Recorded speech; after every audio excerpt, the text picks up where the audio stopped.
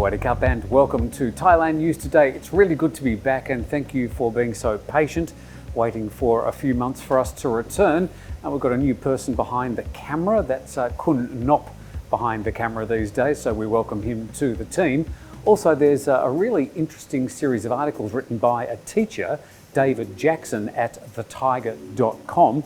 He's given his trials and tribulations in 3 stories on our website, his experience in the 14-day mandatory quarantine here in Thailand. But for now, let's check on today's main news stories.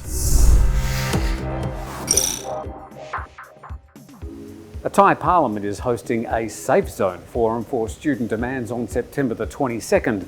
The parliamentary committee is responding to the demands from students and opposition protesters who are calling for reform of the government, a new constitution and even reform of the Thai Monarchy, the latter previously considered a no-go zone.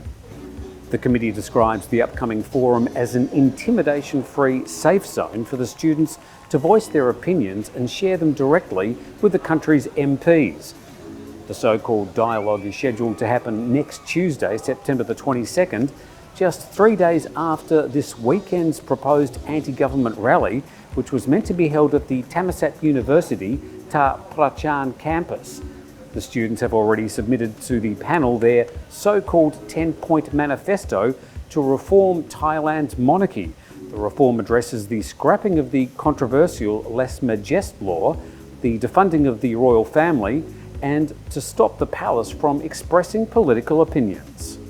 A Songkhla tuk-tuk driver is in critical condition after a rival driver allegedly shot the man multiple times for stealing his customers. The 40-year-old allegedly shot the driver 9 times from behind, just as the driver was calling out to potential customers. When police arrived at the scene, they found another 40-year-old on the ground with gunshot wounds to his chest and back. The alleged shooter was also still on the scene, carrying a .38 handgun and a brass knuckle. Witnesses noted that the 2 tuk-tuk drivers often got into arguments and sometimes fistfights over customers. Police arrested the shooter and say he confessed to the shooting. He told police he was angry at the tuk-tuk driver for taking his customers. International travel restrictions have crippled Thailand's tourism industry so much that Bangkok might end up with the highest loss of tourists out of all of the major cities in the world. A report from the global forecasting company Oxford Economics predicts Bangkok will lose about 14.5 million incoming foreign tourists by the end of this year. Cities across the world are experiencing a drop in tourism, but Oxford Economics says Bangkok will be hit the hardest. The report says that the demand won't even back up its 2019 high until at least 2024. Strict international travel restrictions and a mandatory 14-day quarantine have contributed to the drastic drop in tourists, or at least the lack of any recovery in tourism numbers in Thailand. Along with Bangkok, Phuket and Pattaya are in the top 20 most visited cities or destinations in the world. Airplane cafes and on-ground flight experiences are becoming a thing, especially popping up around Bangkok.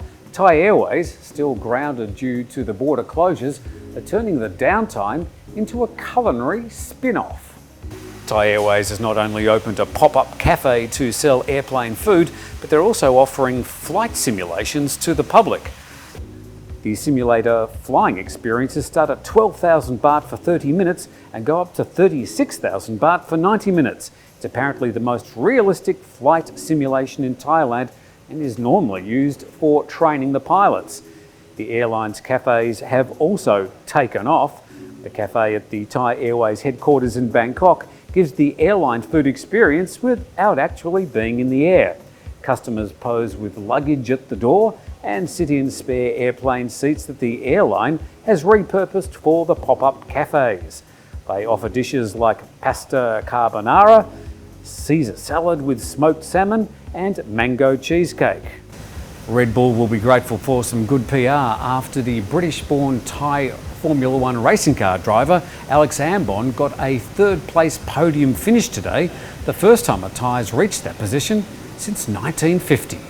Alex came third in last night's incident-prone Tuscan Grand Prix, his first Formula One GP podium finish. The 24-year-old finished in third place behind the Mercedes drivers to become the first Thai on the podium since 1950. His father, Nigel Ambon, is a former British racing car driver who participated in the British Touring Car Championships and the Porsche Carrera Cup. His mother, Kankamon, is from Thailand.